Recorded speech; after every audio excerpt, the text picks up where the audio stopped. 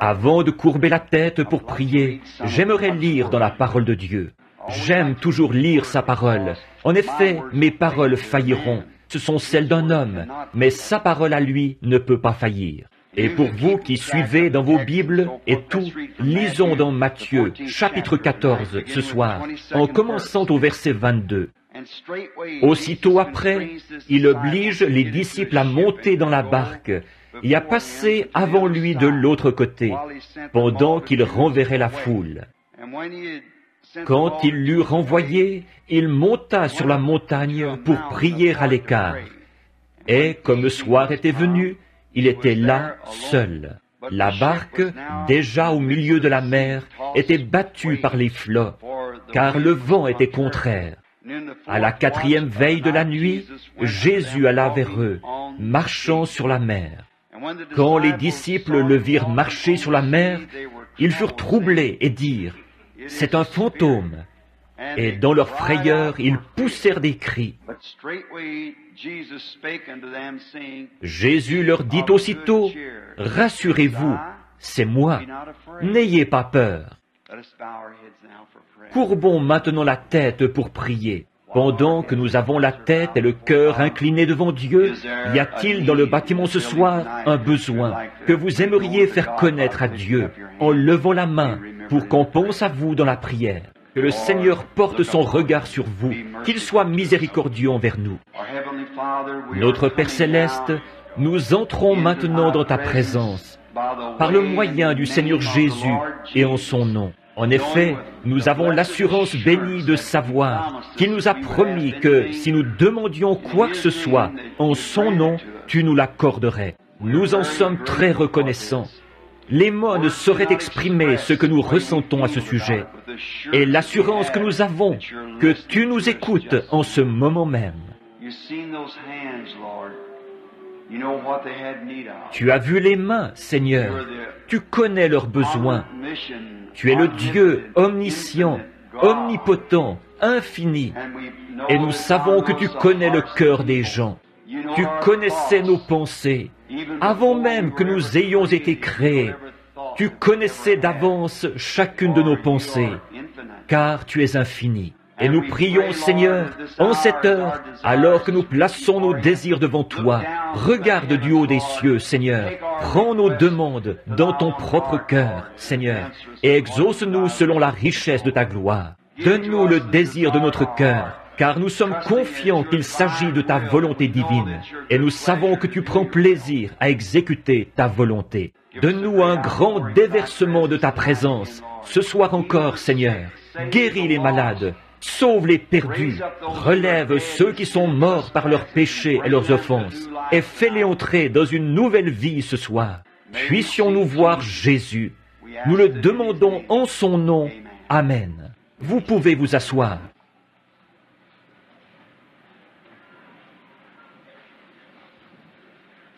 Nous sommes désolés de ne pas avoir assez de place pour asseoir tout le monde.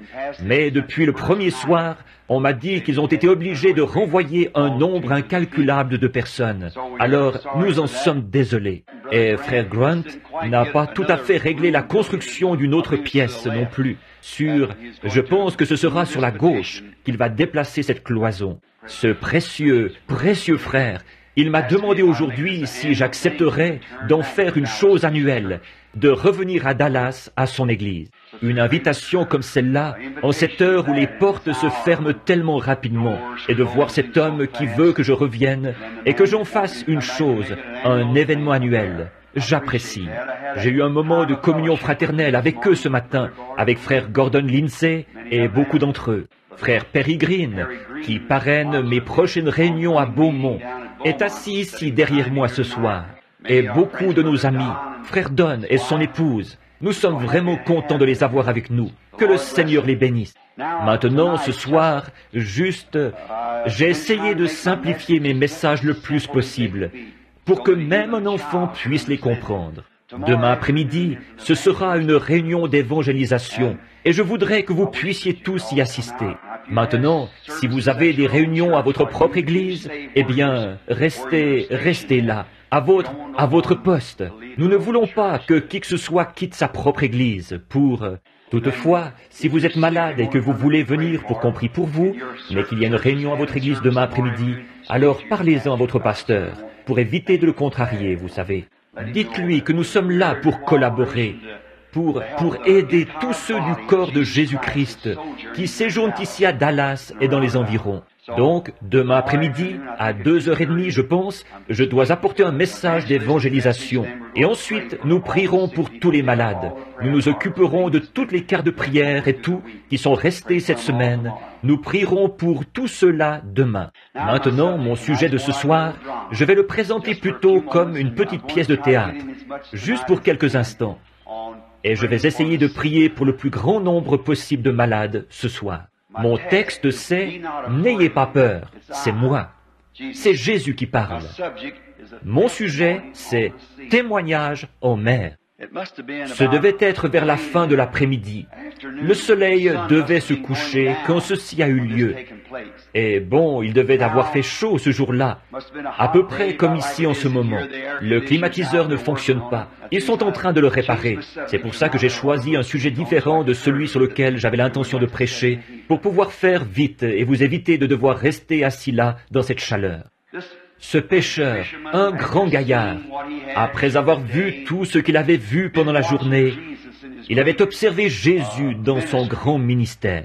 J'aurais aimé avoir vécu à cette époque-là pour le suivre, mais vous savez, je suis content d'avoir encore ce même privilège, de l'observer, le regarder faire des choses. Et c'est plus glorieux de l'observer aujourd'hui que ça l'était à l'époque. J'ai plus de foi en lui maintenant, et je peux avoir plus de foi maintenant que j'aurais pu en avoir à l'époque, parce qu'il s'est passé 2000 ans pour nous prouver que l'Évangile est vrai. Et 2000 ans plus tard, il est toujours vivant, en train de faire exactement ce qu'il faisait à cette époque-là. Alors, nous avons une plus grande assurance et un plus grand fondement pour la foi maintenant que ce qu'ils avaient à l'époque. En effet, il n'était qu'un homme qui se promenait en prétendant qu'il était envoyé par Dieu et qu'il était le Fils de Dieu, et que Dieu confirmait par lui sa parole promise pour ce jour-là. Et il pouvait avoir des raisons d'en douter. Les théologiens, et si vous remarquez, ça faisait pitié, ça faisait vraiment pitié, parce que ces théologiens, ils y auraient cru si Dieu n'avait pas aveuglé leurs yeux. La Bible l'a dit.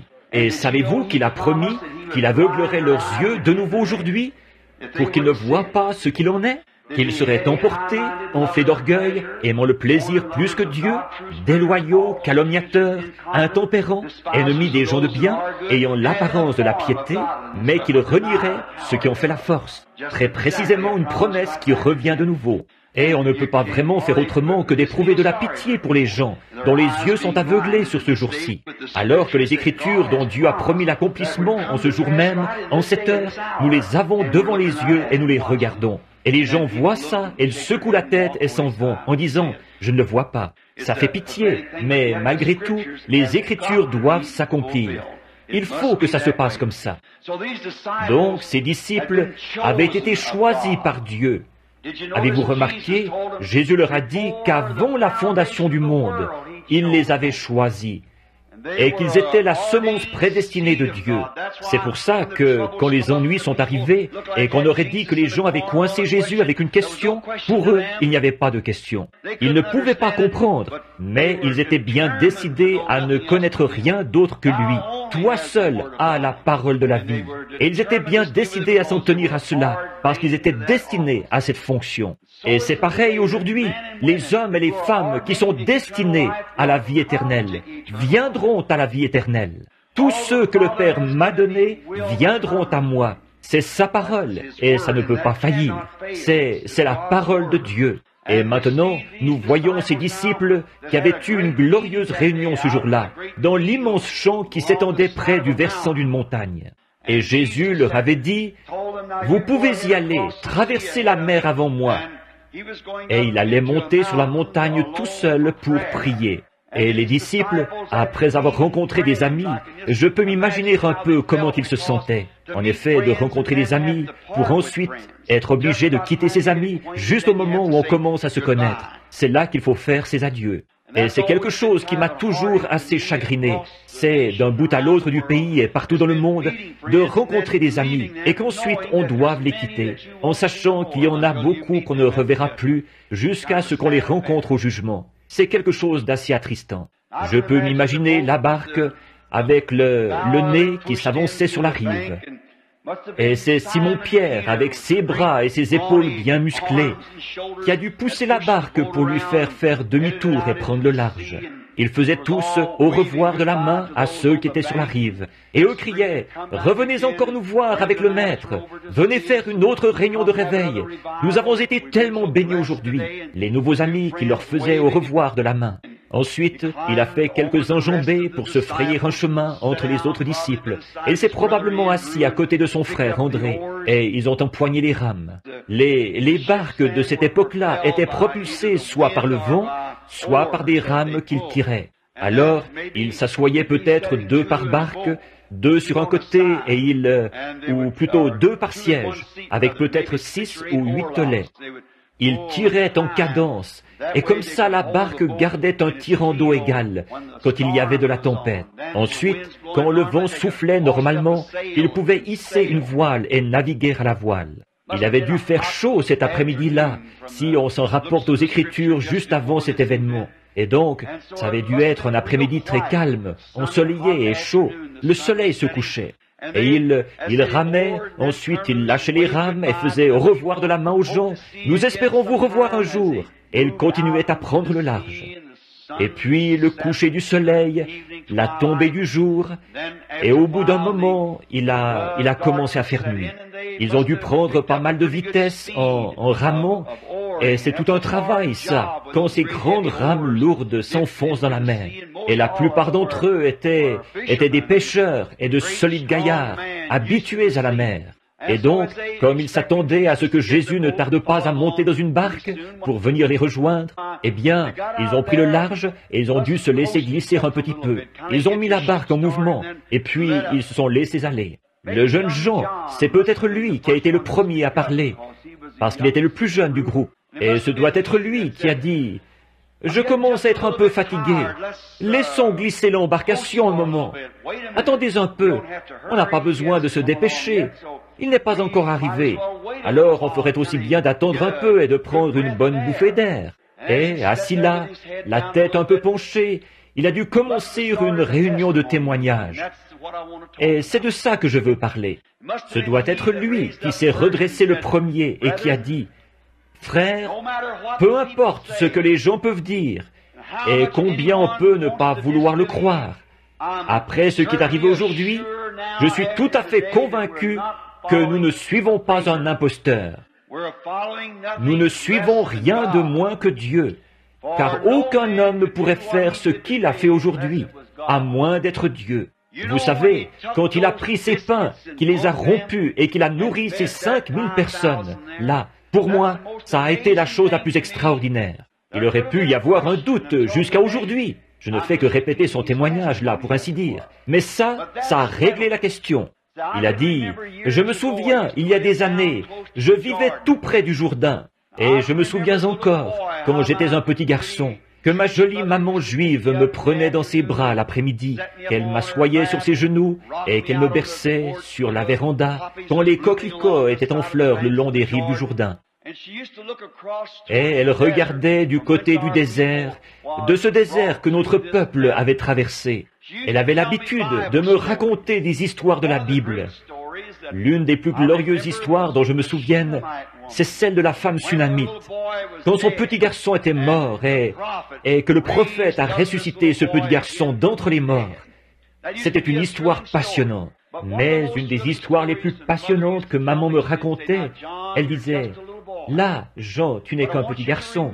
Mais en grandissant, je veux que tu te rappelles que le grand Jéhovah a fait sortir notre peuple de l'Égypte. Et nous avons traversé ce désert de l'autre côté du fleuve, là. Et tous, pendant 40 ans, ils ont fait route dans le désert. Pas d'endroit où se procurer des vêtements. Pas d'endroit pour manger.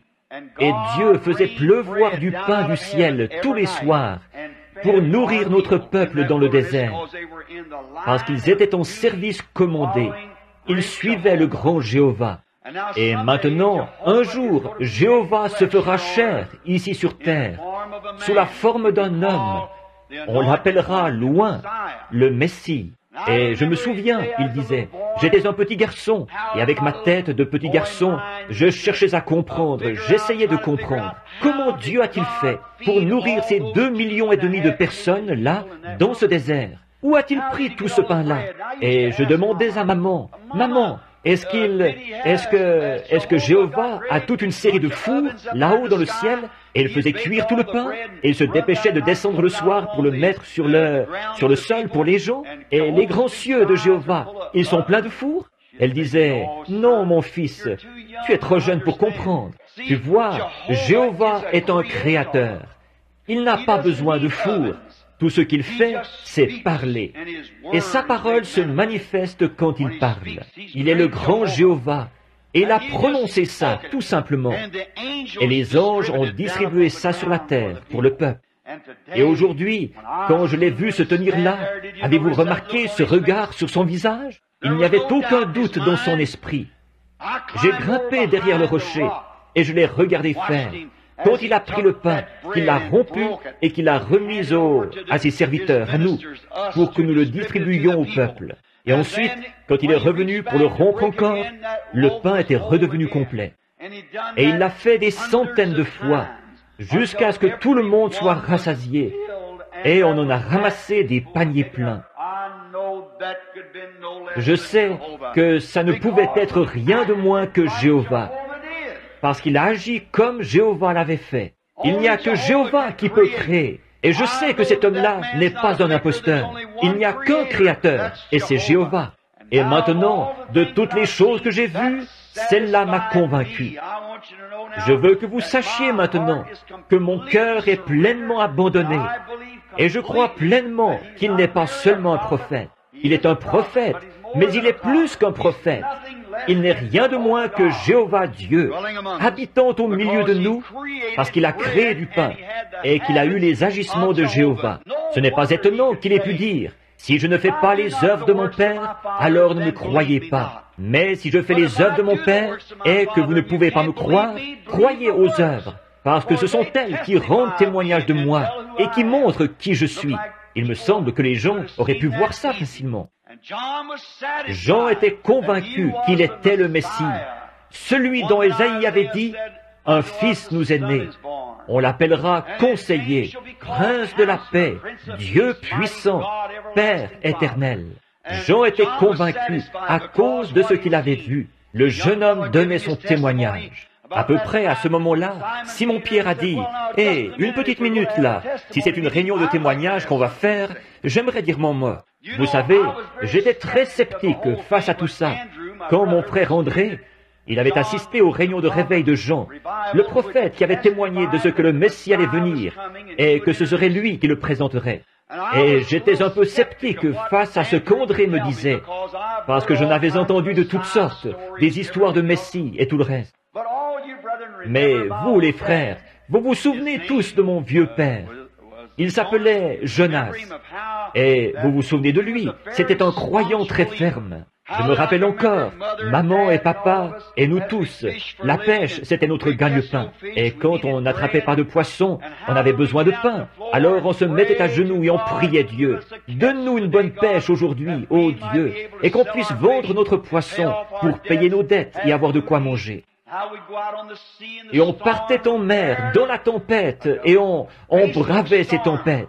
Et papa, je revois encore ses cheveux gris qui lui descendaient dans le dos. Un jour, il s'est assis sur le bastingage de la barque et il m'a parlé. Il m'a dit, « Simon, tu es mon fils aîné.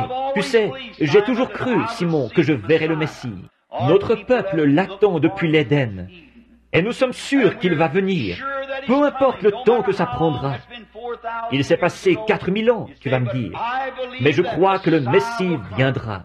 Et tous les Juifs ont cru qu'ils verraient le Messie dans leur génération. J'espère le voir dans ma génération. Mais on dirait que je me fais vieux, là. Je vais devoir renoncer à la mer. Je commence à avoir mal partout. Alors, il est probable que je ne le verrai pas de mon temps. Mais toi, peut-être que oui, mon fils.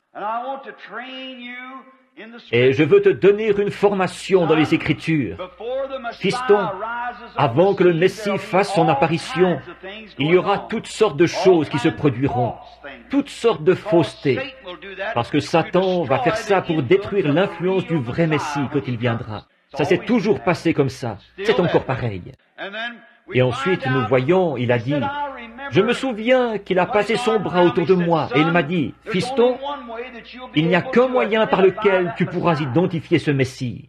Il y a maintenant des centaines d'années qu'on n'a pas eu de prophète. Malachi a été notre dernier prophète. Ça fait déjà 400 ans qu'on n'a pas eu de prophète. Mais souviens-toi, Moïse nous a dit dans les Écritures que quand il viendrait, le Messie serait prophète. Quand il entrerait en scène, il nous a été enseigné à nous, les Juifs, de croire le prophète. Et le voyage du Messie sur terre, c'est une parole prononcée par Dieu qui nous a promise. Et la parole vient toujours au prophète. Et le prophète confirme cette parole. N'oublie jamais ça, fiston. Il se peut qu'il s'élève de grandes choses. Il se peut qu'il y ait de grands enthousiasmes et de grandes choses. Mais souviens-toi, le Messie sera un prophète. Parce que nous savons que Dieu ne change jamais sa façon de faire. Et il a dit que le Messie serait prophète. Alors, souviens-toi, fiston, ce sont les prophètes qui ont la parole du Seigneur. Et quand le Messie viendra, il sera prophète. C'est comme si je pouvais encore le sentir, disait Simon, passer son bras autour de moi. Et André était là, qui lavait le filet à ce moment-là. Tu t'en souviens, André? Oui, Simon, je m'en souviens. Et André, qui cherchait à me dire que ce Jean était un prophète. J'avais autre chose à faire. Je devais vendre le poisson et tout. Alors, il y a des années que papa est mort. Mais j'ai toujours gardé ça à l'esprit. Papa a dit que ce Messie serait un prophète identifié dans les Écritures. Que je ne devais pas oublier ça, parce que c'est une parole prononcée par Dieu. Et que cette parole, à tout coup, elle est toujours venue au prophète, qui l'identifiait ou manifestait ce qui avait été promis pour cet âge-là. Et alors, Simon a dit, un jour, il a dit, vous savez, André m'a demandé d'aller à une réunion. Et je suis allé à la réunion, là où cet homme, ce Jésus était. Et j'avais entendu toutes sortes de rumeurs. Avant lui, un autre Jésus avait paru, et il s'était fait passer pour quelque chose de grand. Il en avait attiré 400 à sa suite, et ils avaient tous péri, et tout. Je pensais que c'en était un autre du même genre, avec beaucoup d'enthousiasme pour un réveil quelconque, ou pour une grande dénomination qu'ils allaient former. Mais un jour, je me suis mis en tête d'y aller, avec André ici, mon frère. Et je peux m'imaginer qu'à peu près à ce moment-là, la barque s'est mise à danser. Quelqu'un a commencé à crier, alors il a dit, « Assieds-toi, ne secoue pas la barque, attends une minute, reste assis tranquille. » Et il a dit, « Vous savez, quand je suis allé là-bas et que je me suis présenté devant lui la première fois, il m'a regardé droit dans les yeux et il m'a dit comment je m'appelais. Il ne m'avait jamais vu avant. Et non seulement il me connaissait, moi, mais il connaissait aussi ce saint homme qui était mon père, qui m'avait instruit dans les Écritures. Et j'ai su que c'était le Messie. Pour moi, ça a tout de suite réglé la question. C'était, pour moi, la preuve était là. Ce doit être Philippe qui a dit, « Est-ce que je peux dire un mot ici ?» Là, il a dit, « Frère Nathanaël, j'espère que ceci ne te froissera pas. En effet, vous savez que nous avons étudié les rouleaux pendant des années et des années pour voir ce que le Messie serait. Mais quand je l'ai vu faire ça, je me suis dépêché d'aller chercher mon ami ici, Nathanaël. Et quand il est arrivé, Nathanaël a dit, « Je veux le raconter, je veux le raconter. » Oh, vous savez, quand Jésus a fait quelque chose pour vous, il y a quelque chose qui fait que vous ne pouvez vraiment pas rester tranquille.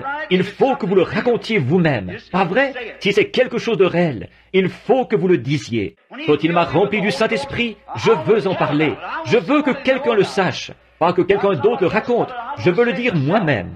Et je peux m'imaginer Nathanaël. Il était tout emballé et il a dit, « Vous savez, j'aimerais raconter ça. » J'étais un peu sceptique, Philippe, quand tu m'en as parlé. Je t'ai demandé, est-ce qu'il peut sortir quelque chose de bon de Nazareth? Et tu m'as donné la meilleure réponse qui ait jamais été donnée à quelqu'un. Viens voir. C'est encore valide aujourd'hui. C'est exact. Ne restez pas chez vous à critiquer. Venez voir vous-même, vous voyez. J'ai dit, est-ce qu'il peut sortir quelque chose de bon de Nazareth? Tu as dit, viens voir toi-même. Et tu sais ce que tu m'as dit. Et quand je me suis avancé dans sa présence et qu'il m'a dit que j'étais un Hébreu, un Israélite, et que j'étais un homme honnête, ça, je le savais. Mais je me suis demandé, Comment est-ce possible? Il avait l'apparence d'un homme ordinaire. Je m'attendais à voir le Messie descendre des corridors dorés du ciel pour se présenter directement au chef de la dénomination, ici à Jérusalem. Arrivé là en disant, « Caïphe, je suis arrivé. » Mais ils ont vu qu'il est venu de Nazareth, d'une famille pauvre. Et en fait, il avait assez mauvaise réputation. Il passait pour un enfant illégitime. Il était là avec des vêtements ordinaires sur le dos, pas comme un sacrificateur ou quelqu'un, juste un homme ordinaire. Et je me suis dit, quand je me suis avancé, comment est-ce possible? Ça, un Messie? Un vieux vêtement sur le dos. Il le portait quand il était tout jeune homme. Et il porte encore le même vêtement là. Et ses cheveux qui lui descendent dans le dos. Il est comme un simple homme de la rue. Et il m'a regardé en face et il a dit, « Avant que Philippe t'appelle, quand tu étais sous l'arbre, je t'ai vu. » Pour moi, c'était réglé. J'ai su par la parole que c'était le Messie. C'était lui. Alors la barque devait danser. La réunion de témoignages battait son plein. Oh, il passait vraiment des moments merveilleux là-bas en mer. Il se réjouissait vraiment beaucoup. André a dit, « J'aimerais raconter quelque chose qui m'a laissé un peu perplexe pendant un petit moment. » Vous vous souvenez de la fois où on descendait à Jéricho? Il a dit, « Il faut qu'on remonte. Je dois passer par la Samarie. » Alors, il est monté en Samarie, et là, dans la ville de Sichar, il nous a tous envoyés en ville acheter des provisions. Oh oui, je m'en souviens bien. Ils disaient tous, oui, oui. La barque dansait. Chacun avait un merveilleux témoignage, une fois la réunion de réveil terminée. Et donc, il faisait cette réunion de témoignage. Et il a dit, oui, et vous vous rappelez, on est revenu doucement. Et à notre surprise, on a vu notre maître qui parlait à une prostituée notoire. On s'est dit, oh, c'est mauvais ça. Regardez-le donc, là, qui parle à cette jeune femme. Il nous envoie là-bas pendant que lui, il est assis ici en compagnie de cette femme de mauvaise vie. Vous vous rappelez, on était là, juste derrière les buissons, et on a écouté leur conversation.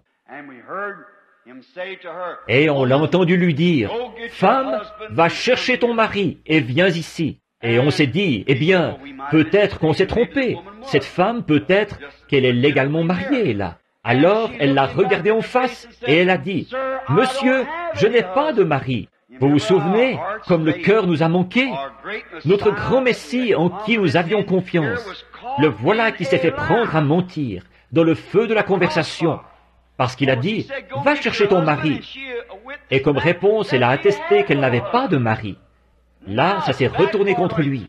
Vous vous souvenez comme on avait tous l'air surpris, comme ça nous a coupé le souffle? Oui, je m'en souviens. Et puis, vous vous souvenez des paroles qui ont suivi? Il a dit, « Tu as dit la vérité, parce que tu en as eu 5, et celui avec qui tu vis en ce moment n'est pas le tien. » Oh, vous vous souvenez de la réunion de témoignage derrière le buisson? Oh là là, vous voyez, on ne peut pas le coincer. Il est Dieu. Oh, Simon a dit, là, André a dit, là pour moi c'était réglé. Barthélemy a dit, attendez, j'aimerais ajouter un témoignage. Est-ce que je peux, frère?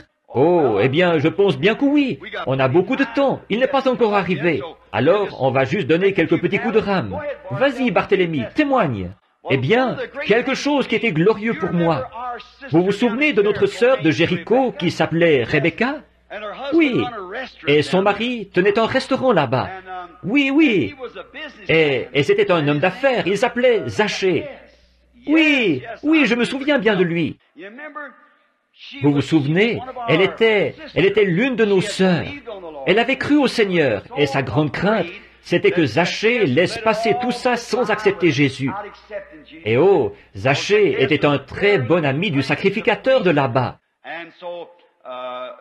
Alors, elle priait qu'il se passe quelque chose, pour que ses yeux s'ouvrent et qu'il reconnaisse que c'était là le Maître, que c'était la parole de Dieu confirmée, faite chair parmi nous. Et nous avons essayé de lui dire, à Zachée, que Jésus de Nazareth connaissait les secrets du cœur, ce qui montrait qu'il était la parole, parce que la parole discerne les pensées du cœur. Il disait, « Ridicule, je crois le sacrificateur. Ce que le sacrificateur dit, ça me suffit. » En effet, il faisait partie de toutes les associations de la ville, les Kivanis et tout le reste, vous savez. Alors c'était assez dur pour lui de lâcher ça. Alors Rebecca nous avait tous demandé de prier. Et chaque fois que nous abordions le sujet, que nous disions qu'il était prophète, il disait, « Ridicule, le sacrificateur dit, c'est Belzébul, c'est un démon. Il fait ça par la puissance du diable. Il fait seulement de la télépathie, un point c'est tout. C'est sans intérêt. » Alors, à notre époque, ces choses-là n'existent plus. On n'a pas eu de prophète depuis des centaines d'années. Et comment ce gars-là, qui n'a même pas de carte de membre de l'association, comment pourrait-il être prophète? Oh non, pas question qu'il soit quelque chose comme ça. Mais vous savez, Rebecca a tenu ferme, sa femme. Elle a continué à prier. Et un matin que Jésus entrait dans la ville, eh bien, voilà que Rebecca nous apprend que Zachée était sorti dans la rue pour le voir. Alors, il ne croyait pas qu'il était un prophète. Alors il a dit, « Je vais bien l'examiner. » Il nous témoignait ça au restaurant l'autre jour quand on mangeait. Donc, il est monté sur un sycomore. Il s'est dit, « Sais-tu, je vais juste me camoufler ici en haut. Comme ça, il ne pourra pas me voir. Je suis petit, de toute façon, pas grand du tout. Alors, comme je ne peux pas le voir d'en bas dans la foule, je vais monter ici, dans cet arbre. » Il est monté jusqu'à l'endroit où deux grosses branches se croisent. Et c'est là qu'il s'est assis, à la croisée de ces branches. Voilà un bon endroit où s'asseoir et étudier tout ça, à la croisée de deux chemins, le vôtre et celui de Dieu, vos idées. C'est une bonne chose d'y réfléchir. Alors il s'est dit, sais-tu, il était peut-être bien prophète, il aurait pu l'être, il se peut que je me sois trompé. Alors, voici ce que je vais faire, je vais le regarder de près, sans que lui me voie. Alors je vais prendre les feuilles et toutes les ramener comme ceci autour de moi, je vais me camoufler pour qu'il ne me voie pas du tout. Et je vais l'observer quand il passera.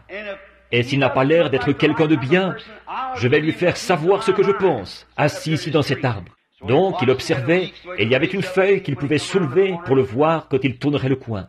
Et quand il a tourné le coin, il descendait la rue, vous savez, en regardant d'un côté et de l'autre, et les disciples étaient là qui disaient « Écartez-vous, excusez-moi ». Et les gens, avec des enfants malades et tout, « Excusez-moi, le maître est extrêmement fatigué. Cette grande réunion d'hier soir, et, d'une façon très courtoise, auriez-vous l'obligeance de vous écarter pour le laisser passer? Eh bien, il se dirige vers la ville, alors auriez-vous l'obligeance de vous écarter un peu? » Et Zachée était assis là et le regardait du haut de l'arbre. Et Jésus est allé directement dessous de l'arbre. Il s'est arrêté, il a regardé en haut et il a dit, « Zachée, descends de là. Je vais avec toi dîner chez toi aujourd'hui. » Pour moi, c'était réglé. Il savait qu'il était là-haut. Il savait son nom, ce qu'il était. C'était réglé. Pour moi, ça, c'est le Messie. Oui, monsieur. En effet, nous savons que c'est ce que le Messie devait faire. Certainement. Donc, il a dit qu'il fallait qu'il aille dîner chez lui ce jour-là. Quel moment glorieux ça a été. On s'en souvient. Vous savez, c'est probablement à peu près à ce moment-là, alors que la réunion de témoignage battait son plein. Vous savez, pendant que les disciples étaient là, en mer, en train de témoigner, c'est probablement là, au plus sombre de la nuit, quelque part dans les terres du Nord, que Satan a dû s'approcher et, du haut d'une colline, il a regardé ça. Il a jeté un coup d'œil sur cette réunion de témoignage et il a vu qu'ils étaient partis sans lui. Il avait beau jeu là. Vous voyez, je pense que cette scène est presque en train de se dérouler de nouveau, qu'elle se répète. Ils étaient dans l'enthousiasme du réveil, ils étaient partis sans lui. Et je crois que c'est bien ce qui nous est arrivé aujourd'hui, là, en cette heure de confusion, et après ce grand réveil dont nous avons été témoins. Il a sillonné le monde entier. Toutes les nations ont vu les feux du réveil être suscités et brûler chez elles. De grands services de guérison, des gens qui ont reçu le Saint-Esprit par dizaines de milliers. Et dans notre enthousiasme, comme ses disciples, nous témoignons de ce qu'il a fait. Et, oh, nous l'avons vu faire ceci et nous l'avons vu faire cela. Mais je crois que comme eux, nous sommes partis sans lui. Nous nous sommes lancés dans les grandes perspectives qui nous ont été offertes par le réveil. Nous, les églises, nous nous sommes lancés dans les perspectives de faire beaucoup d'argent, de construire des plus grands bâtiments, des grands édifices de millions de dollars, des grandes écoles, des systèmes d'éducation, et de faire croître notre dénomination. Et puis, d'avoir nos programmes de communisme, l'anticommunisme. On ne parle que de ça aujourd'hui. Et voilà que Satan nous a vu faire, avec nos programmes d'anticommunisme, avec nos grands programmes dénominationnels, et avec nos 1 million de plus, et tout ça, tout ce qu'ils ont. Et nous sommes partis en laissant de côté les réunions de prière à l'ancienne mode et le retour du baptême du Saint-Esprit, si bien que le feu a commencé à s'éteindre. Vous avez beau crier, chercher à faire avancer les gens à l'autel, et ils s'avancent comme s'ils étaient à moitié morts. Ça leur coûte terriblement de venir. Et après, quand on demande aux prédicateurs de venir prier avec eux, « Oh, pourquoi m'a-t-il demandé ça à moi ?» Et ils s'avancent, c'est tellement difficile de les faire s'avancer. Ils restent là juste quelques minutes, ils vous regardent et ils retournent s'asseoir à leur place. À mon avis, le feu s'est éteint. Il est arrivé quelque chose. Écoutez, ce dont nous avons besoin, c'est d'un réveil qui fera que les pécheurs, en voyant Christ, se repentiront, qu'ils se précipiteront à l'autel en levant les mains, en implorant miséricorde à grands cris, et que toute l'Église sera enflammée du feu de la gloire de Dieu. Enthousiasmés par la perspective de faire croître nos dénominations, nous avons construit de plus grandes écoles pour y instruire nos prédicateurs. Et nous les éloignons encore plus de Dieu qu'ils ne l'étaient au départ. On ne connaît pas Dieu par l'instruction, on ne le connaît pas par la théologie, on connaît Dieu par la foi. Vous ne pouvez pas expliquer Dieu, il dépasse l'explication. Regardez le résultat. Nous, les pentecôtistes, qui étions autrefois pentecôtistes, nos femmes se sont coupées les cheveux, elles se maquillent. Nos hommes le permettent, nos prédicateurs le permettent. Ils ont peur d'en parler. L'Église va les mettre à la porte s'ils le font. Oh, nous avons vraiment besoin d'un grand ménage, de la chair jusqu'au sous-sol. C'est honteux. C'est une honte. Un homme est venu me voir il n'y a pas longtemps et il m'a dit, « Frère Branham, les gens vous aiment. » Mais il a dit, « Vous êtes toujours en train de crier après eux, de crier après les femmes, parce qu'elles ont les cheveux courts et des choses comme ça. » J'ai dit, la Bible dit que c'est une honte pour elle de les avoir courts. Elle déshonore son mari quand elle fait ça. Et c'est absolument un signe que vous avez abandonné Dieu. Rappelez-vous, dans le cas de Samson, les cheveux longs étaient un signe de Naziréa, pour montrer qu'il avait abandonné le monde pour la parole de Dieu. Et quand vous vous coupez les cheveux, vous les femmes, vous reniez votre signe de Naziréa. Vous êtes allés du côté d'Hollywood au lieu de revenir à la Bible. La Bible dit qu'elle ne soit pas rasée. Vous voyez, c'est honteux. Et les prédicateurs ne disent rien à ce sujet. Cet homme, il m'a dit, « Pourquoi ne laissez-vous pas les femmes tranquilles ?» Il a dit, « Elles vous considèrent comme un prophète. » J'ai dit, « Je n'ai jamais dit que j'étais prophète. » Il a dit, « C'est comme ça qu'elles vous considèrent. Enseignez-leur à recevoir des dons spirituels et à faire quelque chose. Vous devriez leur enseigner des grandes choses, des choses importantes. » J'ai dit, « Comment est-ce que je peux leur enseigner l'algèbre alors qu'elles ne veulent même pas apprendre leur ABC? Comment vivre comme il faut? Comment le faire? Oui, il faut commencer par le commencement. Année après année, je parcours le pays et ça empire tout le temps. Il y a quelque chose qui ne va pas quelque part. Et le problème, ce n'est pas la parole. Pas étonnant qu'on n'arrive pas à faire brûler les feux du réveil. Nous avons besoin d'un grand ménage. Dieu n'agira jamais tant que nous ne reviendrons pas. Nous avons besoin d'un grand ménage. Et vous, les hommes, qui laissez votre femme faire une chose pareille, portez des shorts. Il ne s'agit pas des méthodistes, des baptistes. Il s'agit des pentecôtistes, c'est exact. L'apparence de la piété. L'âge de l'église de Laodicée, tiède. Pentecôtiste de nom, c'est tout. La Pentecôte, ce n'est pas un nom. C'est une expérience du baptême du Saint-Esprit qui nettoie les gens. Pas étonnant qu'on n'arrive pas à avoir des grands services de guérison et tout. Il y a quelque chose qui est allé de travers quelque part. C'est Satan qui nous a vus en train d'essayer de... Mais si nous en parlons, ils vont changer d'église. Souvenez-vous, on ne dorlote pas les chrétiens. Les chrétiens sont robustes. Ce sont des hommes et des femmes de Dieu qui prennent position pour Dieu, sans se soucier de ce que n'importe qui peut avoir à dire. Vous n'avez pas besoin de les supplier et de les persuader, et de les parfumer et de les dorloter tout le temps. Ça, ce sont des plantes hybrides, de serre chaude. Ça ne vaut rien du tout. Elles ne produiront jamais rien. Ça me rappelle, par exemple, ce sera bientôt le temps de nicher. J'ai remarqué des petits oiseaux aujourd'hui, là-bas, des petits moineaux qui transportaient de la paille dans leur nid. Ils ne vont pas tarder à nicher pour faire éclore leurs petits œufs. Vous savez, un petit oiseau femelle peut avoir un nid plein d'œufs. Elle va couver les œufs de ce nid, et toutes les 2 ou 3 minutes, elle les retourne. Avec ses petites pattes, elle les retourne, et elle reste là à couver. Mais si elle laisse les œufs refroidir, une fois qu'ils se sont réchauffés, ils n'écloront pas. Alors, elle s'envole juste le temps d'aller chercher une bouchée de nourriture, elle revient tout de suite les couver. Et vous savez, cette brave maman oiseau, elle pourrait rester là à couver ses œufs, et les retourner toutes les 2 minutes, et même se sacrifier et jeûner, jusqu'à ce qu'elle soit si maigre qu'elle ne puisse plus quitter le nid. Mais si alors cette maman oiseau n'a pas été en contact avec l'oiseau mâle, les œufs n'écloront pas. Peu importe quoi, combien vous les dorlotez, ils n'écloront pas. Ils vont rester dans le nid et pourrir là. Et c'est le moment ou jamais pour la Pentecôte de s'unir avec le compagnon Jésus-Christ. En effet, tout ce qu'on est en train de produire, c'est un nid plein d'œufs pourris.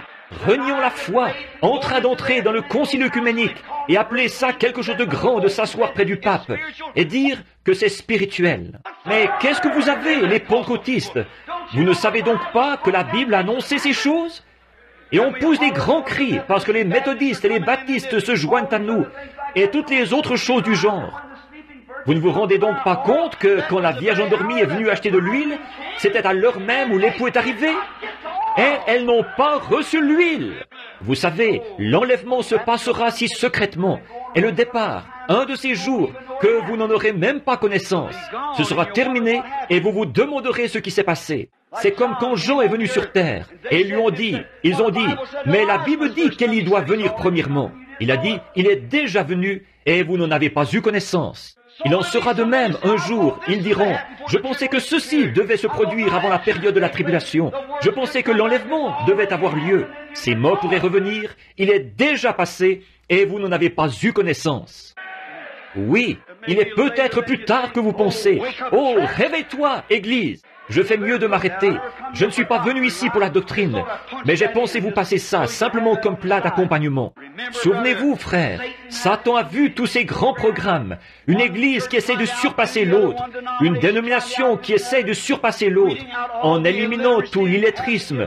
Et il faut les soumettre à un test psychologique, faire tester l'homme par un psychologue avant qu'il puisse aller sur les champs de mission. La Pentecôte! Non, ce ne sont pas les presbytériens, c'est la Pentecôte. Un certain groupe de pentecôtistes, un groupe important, exige des missionnaires qu'ils subissent un test psychiatrique avant de pouvoir partir pour le champ de travail. Qu'est-ce qui serait arrivé s'ils avaient eu un test comme ça? Ils ont eu un test. C'était un test pentecôtiste au début, quand ils ont attendu dans la chambre haute, jusqu'à ce que le feu descende d'en haut avec la puissance de Dieu. C'était ça le test. Pas une espèce de psychologue mondain, à moitié ivre, qui est là à essayer de créer un peu d'agitation dans votre esprit, ou quelque chose, pour dire, vous êtes complètement détraqué. Alors que c'en est absolument la preuve. Un homme qui est extrêmement spirituel est nerveux. Il doit être dans cet état-là pour y parvenir. Alors voilà, vous voyez, et tout ce qu'ils font, c'est de gâcher ce que Dieu essaie d'accomplir depuis des années. Et les voilà qui sont là avec leurs programmes et leurs grands. Ils sont tout emballés quand ils voient beaucoup de monde rassemblé. Ils se disent, si je pouvais en faire tous des assemblées, si je pouvais en faire tous des unitaires, si je pouvais en faire tous des méthodistes. Les méthodistes cherchent à en faire tous des méthodistes. Les baptistes cherchent à en faire tous des baptistes. Les pentecôtistes, tous des pentecôtistes. Oh, vous ne pouvez rien y faire. Dieu les a prédestinés depuis la fondation du monde. Nous devons prêcher l'Évangile, c'est tout. Mais avec nos grands programmes, on est parti sans apporter le feu avec nous. On est parti avec un feu qu'on s'est fabriqué nous-mêmes. Un feu maison, comme on dit. Et notre communisme, maintenant nous avons tellement peur. Le communisme s'est installé. Qu'est-ce qui va se passer? Mais vous savez, ce qu'il y a de plus grave, ce n'est pas le communisme. Je vous le dis tout de suite, je n'ai pas peur du communisme. Mais ce qui me fait peur, c'est que vous, les pentecôtistes, vous allez vous faire embarquer par le concile œcuménique. Voilà ce qu'il y a. Ça va former la marque de la bête, et vous serez forcés d'y entrer. Comme vous êtes une organisation, vous devrez soit entrer, soit sortir. Voilà ce qu'il y a, et n'importe quelle personne qui a du bon sens, qui est spirituelle, le sait. Nous avons besoin d'un autre témoignage en mer. C'est ce que nous voyons maintenant. Et nos pentecôtistes qui gobent tout ça, l'hameçon, la ligne et le plomb. Comme ce sera glorieux. Alors que vous, méthodistes, presbytériens, luthériens, Église de Christ et pentecôtistes, Vous devrez renier votre grande doctrine apostolique pour en faire partie. Ils devront faire pareil. Vous n'aurez pas un mot à dire là-dedans. C'est tout en train de se cimenter avec Rome, très précisément ce qui a été démontré. L'Écriture l'a dit. Qu'est-ce qui ne va pas chez les prédicateurs qui laissent les choses en arriver à ce point-là sans avertir les gens? Dieu les en rendra responsables. Voilà qu'à l'heure même des difficultés, ils l'étaient en difficulté, ils l'étaient.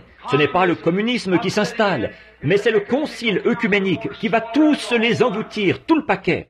Et souvenez-vous, une fois que vous direz, une fois que ce sera arrivé, alors c'est trop tard. Vous avez déjà pris la marque de la bête. Vous en faites partie, alors. Vous faites mieux d'aller à l'endroit où vous pourrez y échapper, tout de suite. Oui, monsieur, soyez scellés dans le royaume de Dieu. Le corps de Christ est le corps mystique de Christ, dans lequel on entre par le baptême du Saint-Esprit. On n'y entre pas par adhésion, on n'y entre pas par l'entremise de quelqu'un, on n'y entre pas par la persuasion, on n'y entre pas par le parler en langue, on n'y entre pas par l'écrit, on y entre par une naissance, par le Saint-Esprit. C'est exact, certainement. Maintenant, nous remarquons ces choses. Les difficultés surgissent tout à coup. Oh, le diable a regardé ça, et il s'est dit, « Ah, ils sont partis là-dedans, ils sautent en l'air, ils crient, ils ont beaucoup de plaisir. Sais-tu, c'est maintenant le moment pour moi de les faire couler. Maintenant, je vais me venger d'eux. » Alors, il s'est élevé au-dessus de la colline, et il s'est mis à exhaler son souffle empoisonné. Les jours des miracles sont passés. Tout bien considéré, je pense que ces gens-là sont nerveux, c'est tout. Je pense qu'on devrait leur faire passer un test psychiatrique avant qu'ils partent pour les champs de mission. Les pentecôtistes, eh oui, vous voyez, son souffle empoisonné qui tue la parole. Oh, je pense que c'est autre chose. Je crois que... Vous voyez, ils en reviennent précisément au même point que toutes les autres dénominations. Ils marchent exactement sur le même sentier. Ils s'entraînent la mort. À l'heure même où vous en faites une organisation, ça entraîne la mort. Ça a toujours été le cas. Ça le sera toujours. Elle ne se relèvera jamais. Ça ne s'est jamais vu dans toute l'histoire. Dans cet âge de l'église de Laodicée, Christ était à l'extérieur de l'église, en train de frapper, cherchant à entrer. Et ils ne peuvent simplement pas supporter cela. Ils ne peuvent pas écouter cela. Maintenant, nous voyons qu'en cette heure où nous vivons, les difficultés ont surgi. Et après, on commence à se rendre compte qu'il n'y a plus de miracles comme il y en avait. Les malades rentrent chez eux malades. Ce n'est pas à cause de Dieu, c'est à cause du manque de réveil parmi les gens. Il n'y a pas de réveil. Ils s'assoient et ils écoutent. Ils rentrent chez eux en disant, « Eh bien, j'ai trouvé ça assez bien, oui. » Vous voyez, il n'y a pas ce zèle, il n'y a pas ce quelque chose qui devrait être là chez les gens. Je me rappelle, il y a 15 ans, ici en Arkansas, quand j'avais une petite réunion là-bas, à Jonesboro, et qu'environ 40 000 personnes ont essayé d'y assister, de venir à la réunion, dans une ville d'environ 15 000 habitants. Et ils se couchaient sous des camions servant au transport du coton et tout le reste. Et ils protégeaient leurs enfants malades sous des feuilles de papier, rien que pour pouvoir entrer. Ils s'assoyaient à leur place et ne bougeaient pas de là jour et nuit. Ils envoyaient leurs bien-aimés chercher un hamburger et une bouteille de boisson gazeuse. Et ils restaient là jour après jour après jour. Leur cœur brûlait. Ils étaient remplis d'ardeur. À la moindre petite chose que Dieu faisait, ils étaient tout enflammés. Et des centaines de gens sont entrés. Il est encore le même Dieu ce soir qu'il était il y a 15 ans. Il est encore le même Dieu ce soir qu'il était quand il a créé les cieux et la terre. Mais qu'est-ce qu'il y a? On s'est tous laissés gagner par l'enthousiasme de vouloir développer nos organisations. On a voulu bâtir ceci et construire ceci et faire quelque chose de grandiose et de brillant pour rivaliser avec les Jones, avec les méthodistes, avec les baptistes, avec les presbytériens. Vous n'êtes pas des leurs. Non, pas du tout. Ce sont des gens des dénominations. C'est bien, je n'ai rien contre eux. Il y a beaucoup de bons chrétiens parmi eux. Mais vous ne devriez pas vous affilier à ces groupes incrédules. Des gens qui renient ceux qui ont fait la force. Vous ne devez pas vous ranger de leur côté. Vous savez le problème, c'est que vous essayez de faire entrer Hollywood dans l'Église. Ce que vous devriez essayer de faire, c'est de faire sortir Hollywood de l'Église. Voyez? Vous essayez d'embellir votre bâtiment. Vous essayez de faire croître votre dénomination. Tout ça pour attirer l'attention des gens. Nous ne pouvons pas aller de leur côté. Nous devons les faire venir de notre côté à nous. Toutes ces choses qui brillent. Souvenez-vous, Hollywood scintille de mondanité, alors que l'Évangile rayonne dans l'humilité. Il y a toute une différence entre briller et rayonner. L'Évangile rayonne dans l'humilité, la douceur, la modestie, la puissance. Par contre, Hollywood brille, tout le monde pousse des hurrahs et des grands cris et se met de la partie. Voyez, nous n'avons pas besoin de ça. Nous voulons mener une vie de lumière. Il a dit, vous êtes le sel de la terre. Si le sel a perdu sa saveur, c'est-à-dire sa force par l'Évangile. Quelque chose devrait être en action dans nos églises, si bien que les méthodistes, les baptistes, les presbytériens et tous les autres auront soif de venir. Nous devrions être tellement salés. Le sel produit une soif. Il crée une soif. Le sel, c'est la saveur s'il entre en contact. Il faut qu'il y ait contact. Et nous voyons nos grands élans d'essayer de rivaliser avec les méthodistes et les baptistes, avec de grands bâtiments et de grands édifices, et des gens bien instruits, et de plus grandes écoles, et de plus gros collèges, et toutes sortes de choses semblables. On est parti dans un élan, et là, les difficultés ont surgi. Et la pensée spirituelle regarde autour et dit, « Hé, une petite minute là, est-ce que nous allons tous être forcés de nous joindre au concile œcuménique? Est-ce que notre groupe tout entier va aller là-dedans? C'est sûr que vous y allez. C'est exact. Regardez bien et vous verrez que c'est bien le cas. La Bible a dit que vous iriez, exactement, et que Christ serait à l'extérieur. La lune s'est obscurcie avant l'arrivée du pape, le premier qui soit jamais allé à Rome. L'autre soir, pour vous montrer un signe dans les cieux, sans que ce soit prévu, elle l'a fait. Comme le Seigneur fait des choses en ce jour, c'est merveilleux. Donc, en cette grande heure de ténèbres, quand ils étaient là-bas, le vent s'est levé. Il n'y avait plus aucun espoir de survie. Maintenant, qu'est-ce que vous allez faire si votre dénomination se joint au concile œcuménique? Qu'est-ce qui va arriver alors à toutes nos grandes choses qu'on a construites sur cette terre, une fois le dernier espoir envolé? Mais vous savez, comme ils allaient se mettre à crier et qu'il n'y avait plus d'espoir, ils ne pouvaient pas être sauvés. Alors, tout à coup, ils l'ont vu venir, marchant sur l'eau. À l'heure des ténèbres, il est arrivé. Savez-vous une chose? Quand il les a quittés, il savait que ça arriverait. Alors il est monté sur la plus haute colline qu'il y avait dans le pays. Plus vous montez haut, plus vous pouvez voir loin. Et il est monté là-haut pour pouvoir les observer, vous savez. Et il savait que ceci allait arriver. Il a prédit que ce jour-ci viendrait. Ce qui arriva du temps de Sodome arrivera de même à la venue du Fils de l'homme, quand le Fils de l'homme sera révélé. Alors le Fils doit être révélé. Cette génération méchante et adultère demandera un signe. Elle recevra un signe. Elle le rejettera, comme ils l'ont fait à l'époque, mais ce sera le signe de la résurrection. Il est toujours vivant, faisant la même chose qu'autrefois.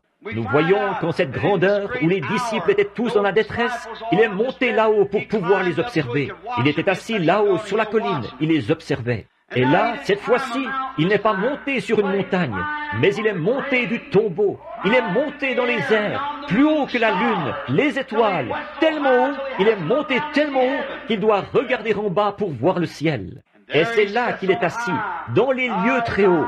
Maintenant, il a l'œil sur le passereau, et je sais qu'il veille sur nous. Il veille. Et en ce moment même, en cette heure de ténèbres, alors que les églises ont toutes adopté de grands programmes, elles ont ce programme-ci et ce programme-là. Elles sont toutes programmées comme les autres églises, les dénominations. Et qu'est-ce qui s'est passé à l'heure des ténèbres, alors que ceux qui sont vraiment remplis de l'Esprit se demandent, qu'est-ce qui va se passer? Regardez mes enfants. L'homme dit, regardez ma femme, regardez ceci. Et il termine la réunion de prière du dimanche, ou plutôt du mercredi soir, de bonne heure, pour pouvoir aller regarder Nous aimons ceci, ou quelque chose comme ça à la télévision. Ils aiment le monde plus que Dieu. Ils agissent comme eux.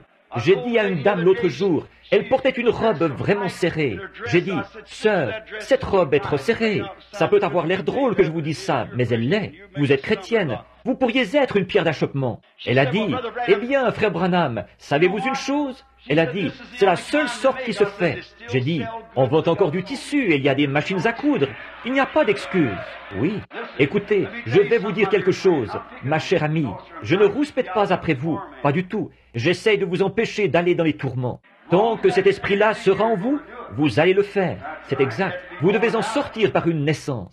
Maintenant, vous pouvez en faire ce que vous voulez de cette réflexion. Mais je vais vous dire quelque chose, vous voyez, ce qu'est votre cœur, là aussi est votre trésor. Je vais vous dire, vous pouvez être aussi pur qu'un lys face à votre mari. Et vous, jeune fille, vous pouvez être aussi pur qu'un lys face à votre petit ami. Mais un jour, vous aurez à répondre devant Dieu d'avoir commis adultère. Vous êtes coupable quand vous vous habillez comme ça. Jésus a dit, quiconque regarde une femme pour la convoiter a déjà commis un adultère avec elle dans son cœur. Et quand cet homme, ce pécheur, aura à répondre de vous avoir regardé, d'avoir commis adultère, qui lui en aura fourni l'occasion? Pensez-y, vous, femmes pentecôtistes, vous devriez avoir honte. Voyez, vous devriez avoir honte. Si je vous dis ça, c'est parce que je vous aime. L'amour est correctif. On est parti dans une grande crise d'habillement. C'est exactement comme la mode, comme le monde. Il a dit, n'aimez pas le monde, ni les choses du monde. Si vous les aimez, l'amour de Dieu n'est même pas en vous. Peu importe combien vous pouvez parler en langue, sauter en l'air, danser, de se couper les cheveux, de porter des robes comme ça.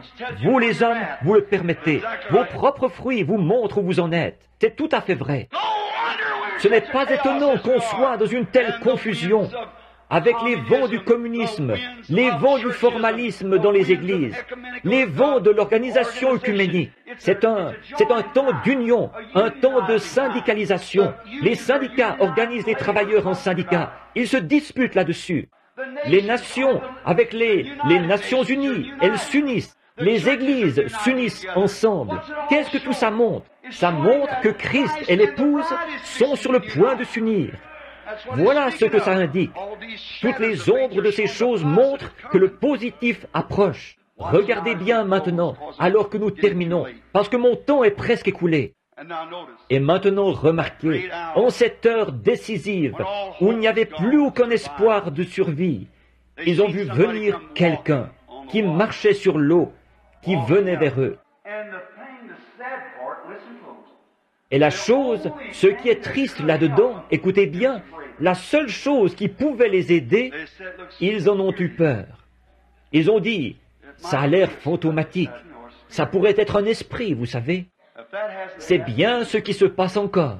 Ils en ont peur. Ils ont peur que ce soit de la divination. Ils ont peur que ce soit une puissance démoniaque quelconque. Alors que Jésus a dit que ça arriverait en ce jour-ci. La seule chose qui peut les aider, c'est Jésus-Christ. Pas une autre dénomination. Pas qu'ils s'unissent tous ensemble. Ça va seulement rendre les choses pires que jamais. La seule chose qui peut vous aider, c'est Jésus-Christ. Et alors qu'il a promis de revenir dans les derniers jours, sous cette forme, et de faire ceci, qu'il a promis, exactement comme avant que le Fils promis soit donné à Abraham, la première semence, que la semence royale d'Abraham, Jésus a dit qu'elle verrait la même chose. Avant l'arrivée du Fils promis, Dieu se manifesterait en chair et ferait exactement ce que Jésus a fait, ce qu'il a dit qu'il ferait, exactement ce qui a été annoncé pour les derniers jours. Et ici, toutes ces promesses, nous pourrions les étaler par douzaines, ici même devant vous, pour montrer que ça doit se produire. Et les églises qui devraient recevoir cela à bras ouverts, ça me fait un peu peur. Ça ne fait pas partie de notre groupe, vous voyez? Et ils en ont peur. La seule chose qui peut les amener à Christ, c'est Christ lui-même.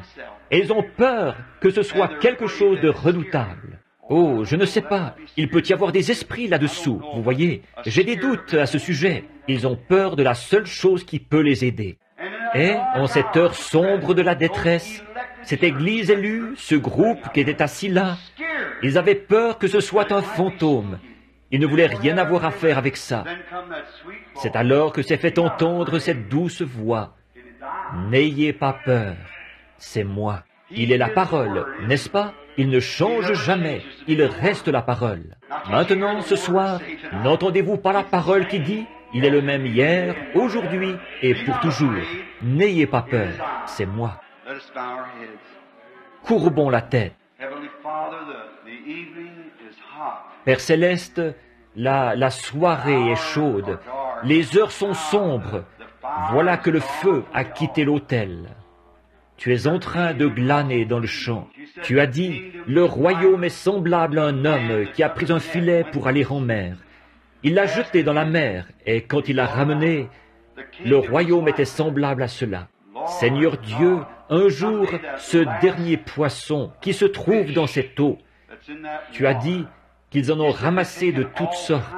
Ce filet de l'Évangile en attrape de toutes sortes. Il a attrapé des tortues, des écrevisses, des araignées, des serpents, des poissons vidangeurs.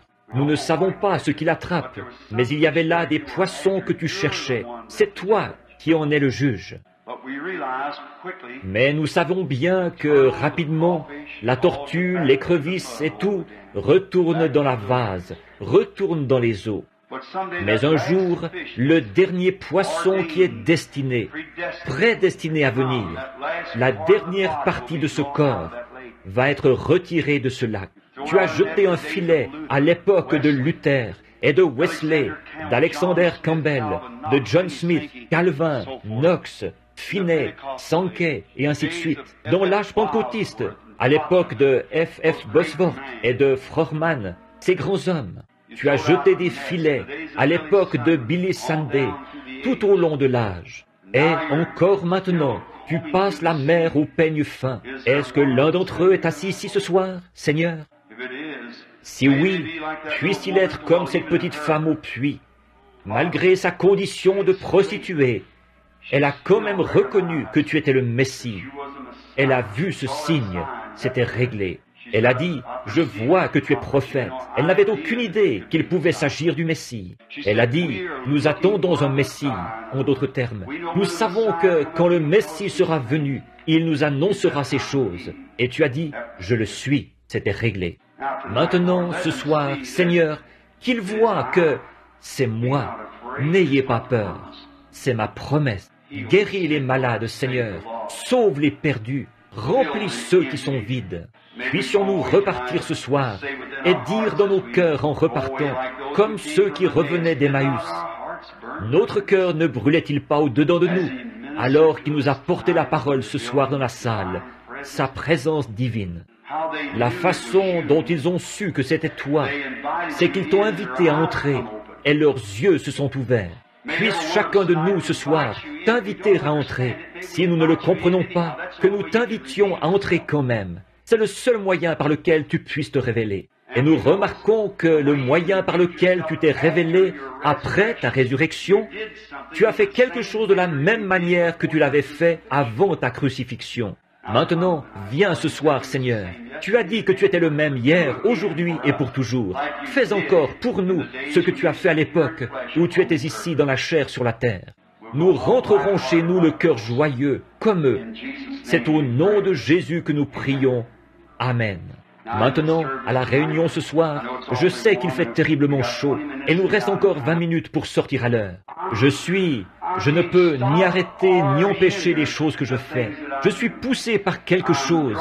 Je l'ai toujours été, toute ma vie, et cela n'a jamais fait d'erreur. Il ne m'a jamais dit rien d'autre que ce qui se trouvait dans la Bible. Je ne peux pas l'arrêter, je ne peux rien y changer. Il le fait quand même.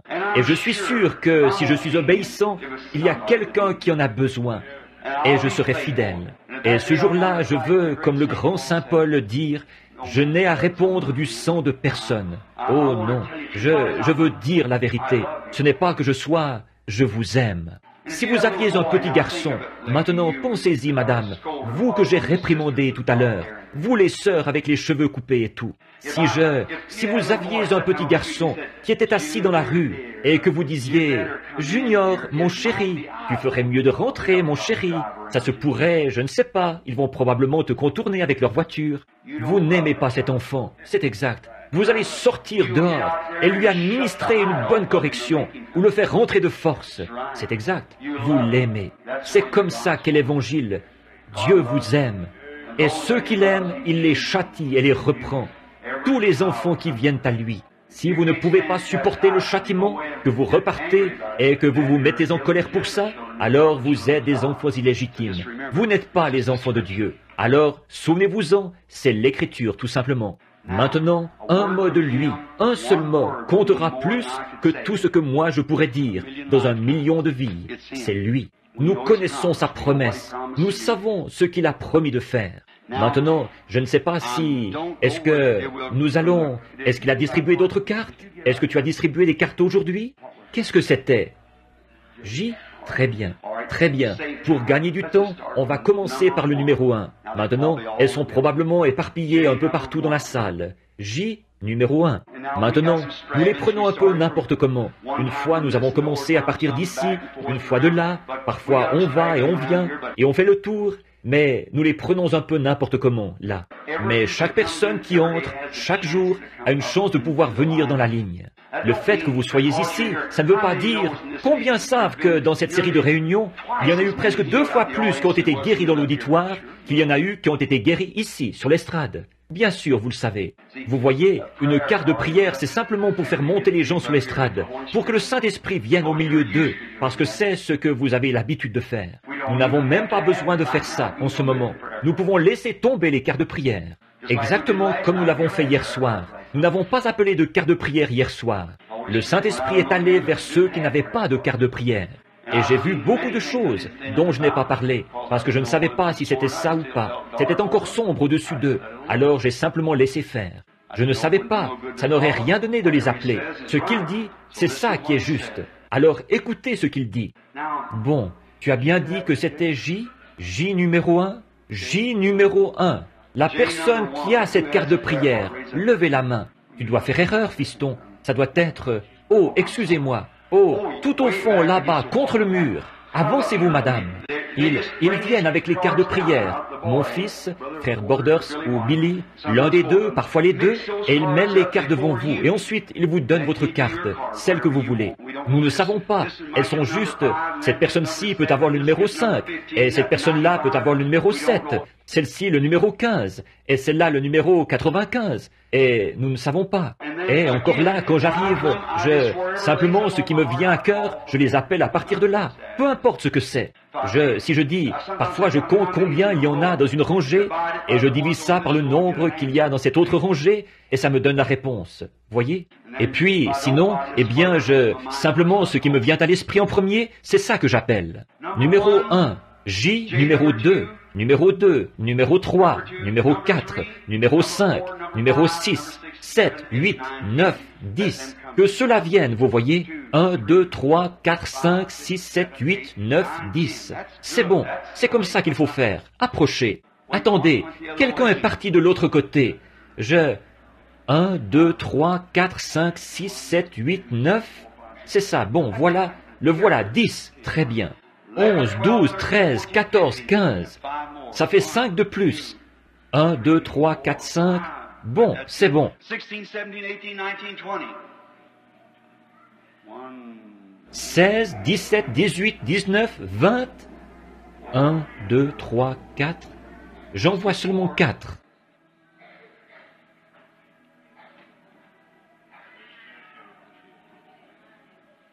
20. Est-ce que 20 a répondu? Très bien. Bon, nous ne voulons pas qu'il y en ait trop debout en même temps. Mais si nous arrivons à faire passer ceux-là, et qu'il est encore assez tôt, nous pourrons en prendre d'autres. Nous n'appelons, peut-être que nous, prenons-en quelques-uns de plus, prenons-en 5 de plus, 21 à 25, dans les J, qu'ils se lèvent, s'il vous plaît, 21 à 25. 1, 2, 3, tout au fond, là-bas, 4, 1, 2, 3, 4, ça fait 5. D'accord, maintenant, arrêtons-nous là. Il y en a 25 dans la ligne, et ils sont en train de se mettre en ligne ici. Maintenant, je vais vous demander une faveur. Voulez-vous m'accorder accorder à Dieu toute votre attention pendant les 15 ou 16 prochaines minutes? Voulez-vous le faire? Et voulez-vous faire ceci? Ouvrir votre cœur? Maintenant, rappelez-vous ce que j'ai dit. Que ça ne vous glisse pas sur le dos, comme l'eau sur le dos d'un canard, comme dit le vieux dicton. Ne faites pas ça. Considérez ceci. Si je vous dis quoi que ce soit qui n'est pas dans l'Écriture et qui n'est pas une promesse pour cette heure, c'est votre devoir. Voyez l'organisateur ici et venez m'en parler. C'est exact. Je n'enseigne rien d'autre que ce qui est dans la parole. Et si je m'en tiens strictement à cette parole, et si je dis qu'il en est ainsi, et que Dieu, c'est dans la Bible, si l'ange du Seigneur me disait quelque chose qui n'est pas dans la Bible, ce ne serait pas l'ange du Seigneur. C'est exact. Il ne m'a jamais dit, pas une seule fois, quelque chose qui n'était pas dans cette parole. Et vous m'en êtes témoin. Il n'a jamais dit une seule chose, des centaines de milliers, et des langues du monde. Pas une seule fois, il n'a dit quelque chose de faux, ou dit quelque chose qui ne soit pas arrivé. Écoutez, Demandez à l'organisateur et aux autres ici. Ce que vous voyez tous ici, ce n'en est que le côté amateur. Pas vrai les frères? Oh, là-bas, et là dans la vie privée, quand il dit « Va à tel endroit, et tu vas voir ceci, et ceci va arriver, et dis ceci, là, à cet endroit-ci », c'est simplement continuel, tout le temps. Vous voyez, à longueur d'année. Les gens dans l'auditoire ne voient que les petites choses. Mais maintenant, si vous voulez être respectueux, maintenant, est-ce que tous ceux qui sont dans cette ligne de prière, debout ici, sont des inconnus pour moi? Levez la main si vous l'êtes. Très bien. Combien dans l'auditoire savent que je ne vous connais pas du tout? Levez la main. Maintenant, pendant que... Merci. Peu m'importe où vous êtes, que vous soyez là-haut, au balcon, là-bas, contre le mur, de ce côté-ci, où que vous soyez, je vais... Or, ceci, c'est pour votre bien. C'est pour vous aider. Vous voyez, c'est pour vous aider.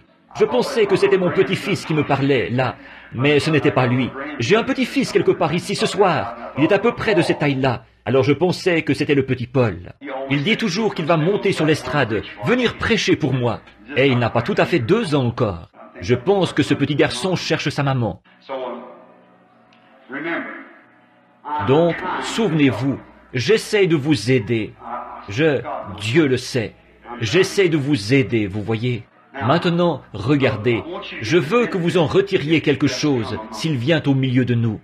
Maintenant, pensez-y, la personne de Jésus-Christ, à l'œuvre dans la chair, comme il a promis de le faire à la fin. Combien savent qu'il l'a promis? Exactement comme ça s'est passé là-bas à Sodome, quand l'ange avait le dos tourné, et c'était Dieu. Croyez-vous que c'était Dieu? Combien croient que c'était Dieu? Bien sûr que oui. La Bible a dit que ça l'était. Et Jésus y a fait référence. Maintenant, remarquez, maintenant vous, dans l'auditoire, qui n'avez pas de carte de prière, je veux que vous fassiez quelque chose pour moi, où que vous soyez. Maintenant, rappelez-vous ces choses. Soyez attentifs quand il vous dit que vous êtes guéri, ou ce qu'il vous dit de faire. Soyez attentifs à ce qu'il dit. S'il vous le dit, simplement, c'est pour faire grandir votre foi. Et alors, quand votre foi est à la hauteur, vous n'avez qu'à tendre la main pour accepter Dieu.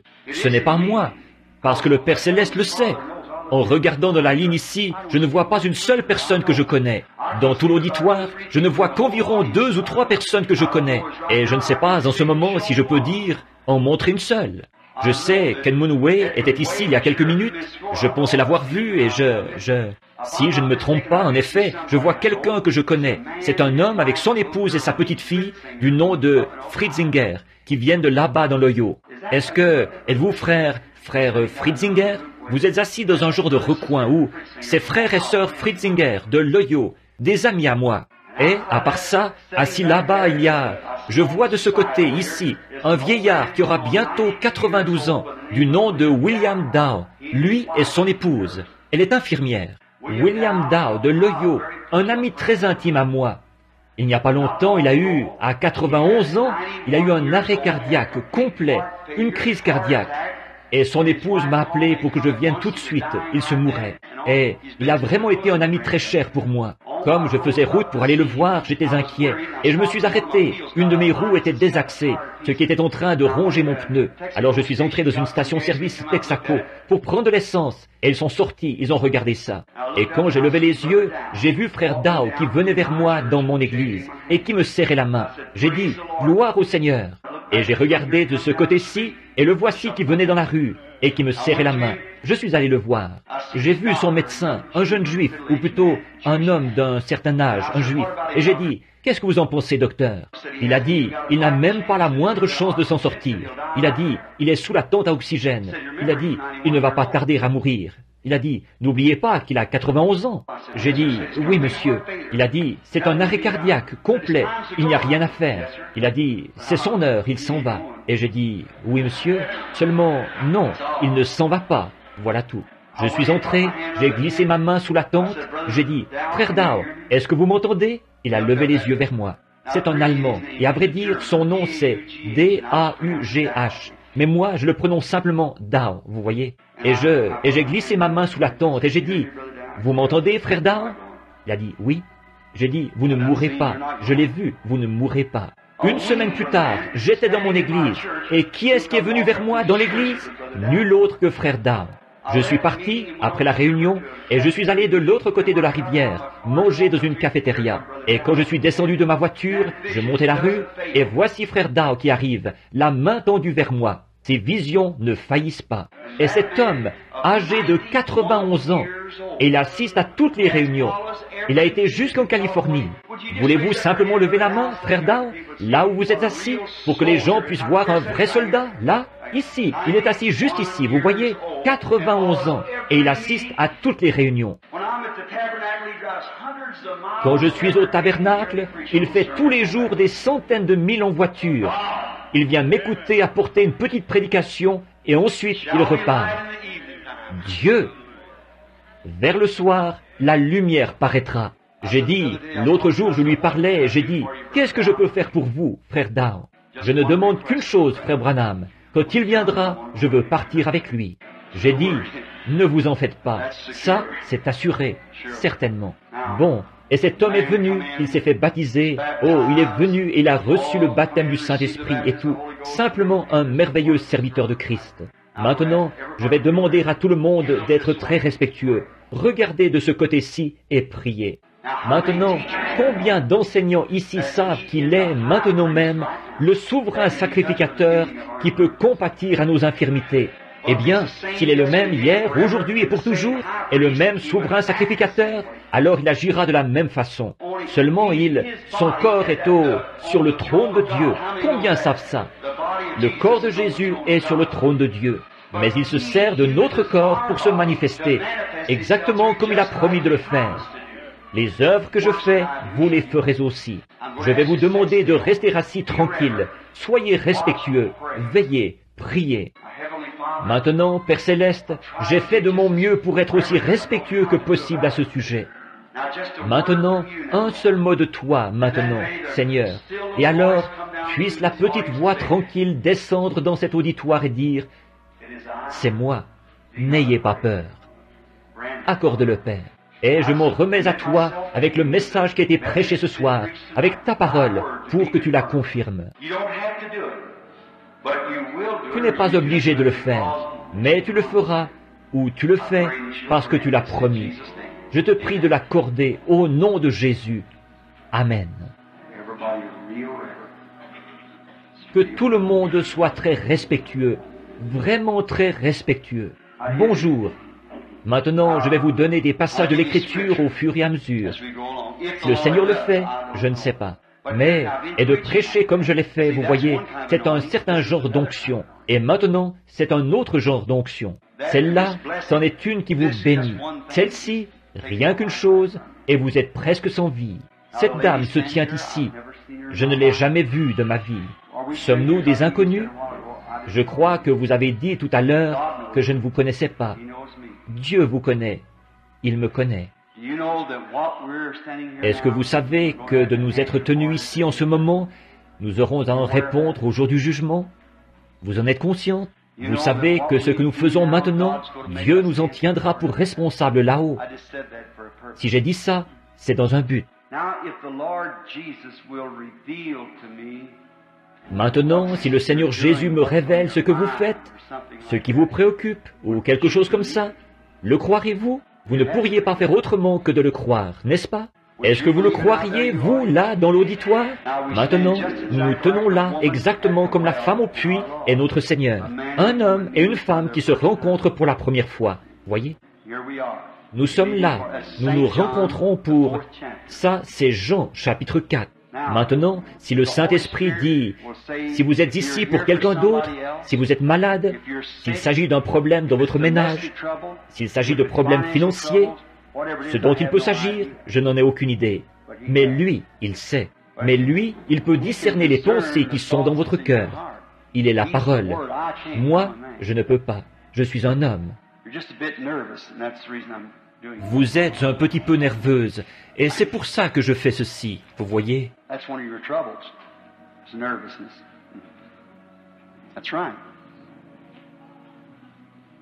C'est un de vos problèmes, la nervosité. C'est exact. Et vous avez du diabète aussi. C'est une autre chose qui ne va pas chez vous. C'est exact. Des complications. Il y a vraiment beaucoup de choses qui ne vont pas. Pas vrai? Si c'est vrai, levez la main. Voyez? Croyez-vous qu'il va vous guérir? Vous le croyez? Eh bien, votre nervosité, c'est dû à votre âge. Vous voyez? Mais maintenant, vous allez être débarrassé de tout ça. Et je crois que par la foi, nous allons nous rendre au calvaire pour recevoir une transfusion de sang. Maintenant, c'est exactement ce qu'il avait fait. Il a dit à la femme au puits quel était son problème. Le sien, c'était qu'elle avait trop de maris. Le vôtre, c'était quoi? La nervosité, je pense. Et 2 ou 3 autres choses qui n'allaient pas. C'est vrai, n'est-ce pas? C'est la même chose. Maintenant, quand il est venu vers Simon, il lui a dit qui il était. Croyez-vous que Dieu peut me dire votre nom? Est-ce que ça vous donnerait plus de foi? Oui? Madame Strong, Stout, est-ce que vous croiriez? Allez et croyez-vous. C'est terminé. Amen. Venez, croyez-vous? Je suis un inconnu pour vous aussi. Je ne vous connais pas. Dieu, lui, vous connaît. Croyez-vous qu'il peut me révéler ce qui ne va pas chez vous? Et s'il le fait, alors que le Seigneur Dieu soit béni. Est-ce vrai? Maintenant, vous n'avez pas de raison de vous inquiéter. Vous voyez, c'est lui, ce que vous ressentez là. Très bien. Vous aussi, vous souffrez de nervosité mentale. Un rien, et vous êtes toutes chavirées. Et vous souffrez d'un problème de vésicule. Votre foie ne fonctionne pas bien, et vous êtes anémique. C'est exact. Vous avez quelque chose. Il y a un homme qui apparaît sans cesse devant moi ici. Croyez-vous que Dieu peut vous guérir? Guérir votre mari aussi? Lui redonner la santé? Pensez-vous que ces maux d'estomac vont s'en aller et qu'il ira bien? C'est de ça qu'il souffre. Allez lui imposer les mains, dites-le lui, et ça partira. Je suis un inconnu pour vous. Le Seigneur Jésus nous connaît tous les deux, n'est-ce pas? Croyez-vous que Dieu peut vous guérir?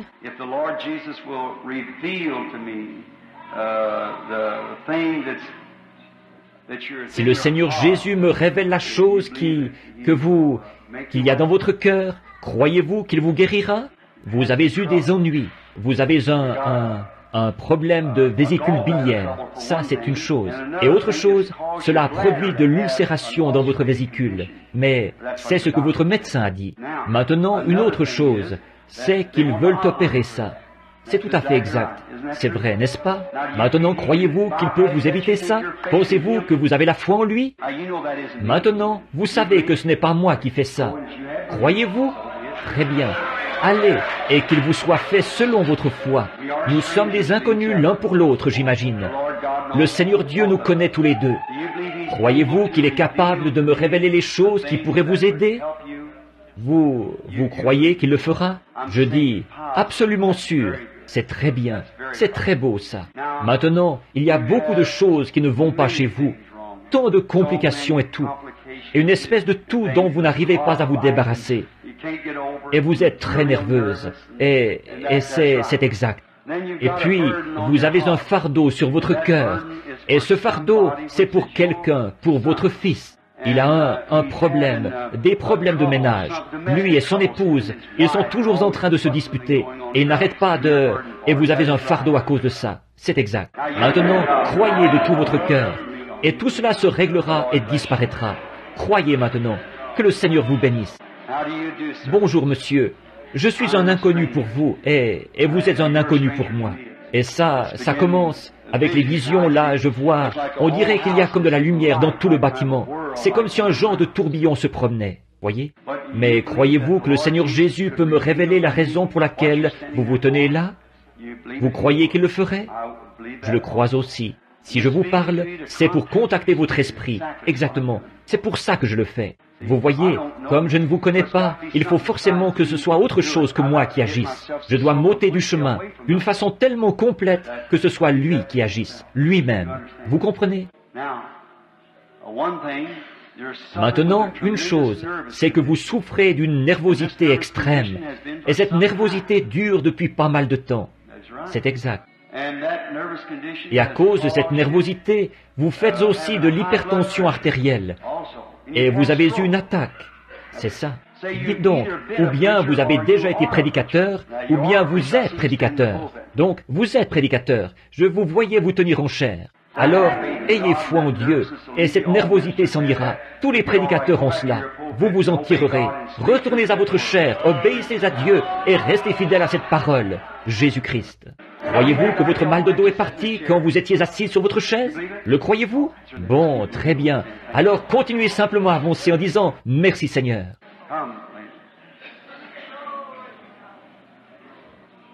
Venez, madame.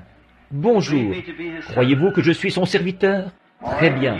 Croyez-vous que vos problèmes féminins, vos problèmes gynécologiques vont s'en aller? Vous le croyez? Dans ce cas-là, allez, dites « Merci Seigneur ». Des ennuis rénaux, des maux de dos, dans le dos. Croyez-vous que Dieu vous guérira et vous rétablira de ça? Croyez-vous qu'il va vous rétablir? Très bien. Allez, votre... Venez, madame. Je suis un inconnu pour vous. Si je ne vous disais rien du tout, est-ce que vous croiriez que la présence de Dieu est ici pour guérir les malades? Vous le croiriez? Eh bien, dans ce cas-là, vos maux d'estomac... Bon, je vous l'ai dit, vous voyez, c'est parti. Je vous l'ai dit, vous voyez. Bonjour, monsieur. Dieu habite dans le cœur. Et votre cœur a fait des siennes dernièrement, gravement. Croyez-vous qu'il le guérira? Continuez votre chemin et croyez-le. Que Dieu vous bénisse. Croyez-le, il le guérira. Vous souffrez de nervosité. C'est ce qui a causé votre problème à l'estomac. Un ulcère à l'estomac. Il vous fait mal après avoir mangé. Croyez-vous que c'est complètement parti maintenant? Allez prendre quelque chose à manger. Vous avez pas mal de difficultés à vous lever. Vous avez tellement mal au dos. Vous n'aurez plus mal si vous le croyez. Le croirez-vous? Très bien. Continuez votre chemin et que le Seigneur Jésus vous rétablisse complètement. Pourquoi êtes-vous si nerveux? Continuez simplement votre chemin en disant « Je ne serai plus nerveux » et vous ne le serez plus. Allez et croyez. Très bien, monsieur. Venez, madame. Maintenant, une femme éthiopienne et un homme blanc. Quelque chose de tout à fait semblable à ce qui s'est passé ce jour-là avec Jésus. Il y avait de la ségrégation, comme il y en a déjà eu dans le Sud, mais on n'en a plus maintenant. Jésus leur a fait savoir que tous les peuples faisaient partie du peuple de Dieu. Il n'y avait aucune différence, vous voyez, qu'elle soit juive ou samaritaine. Maintenant, si Dieu ne vous vient pas en aide, très bientôt cette arthrite vous rendra infirme. Mais croyez-vous qu'il vous viendra en aide, qu'il vous guérira? Exactement comme cette femme l'avait fait. Continuez votre chemin. Allez raconter à votre peuple les grandes choses que Dieu a faites pour vous. Très bien. Maintenant, il y a un chirurgien qui est là. Il est prêt à sortir son bistouri.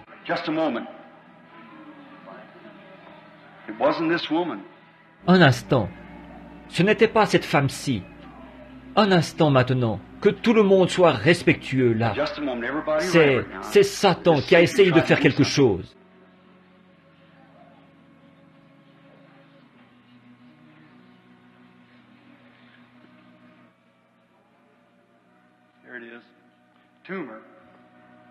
Voici ce que c'est. Une tumeur. Une tumeur, vous deux, c'est exact. Vous avez une tumeur. Elle a une tumeur. Et ce démon criait pour recevoir de l'aide de l'autre. Mais le Saint-Esprit aussi, il crie. Qui allez-vous croire? Lui? Très bien. Levez-vous de sur cette civière, madame. Levez-vous de sur ce brancard. Levez-vous de là et croyez. Allez, croyez-le maintenant. Amen. Croyez-vous? Tout est possible. Croyez-vous? Et vous, dans l'auditoire?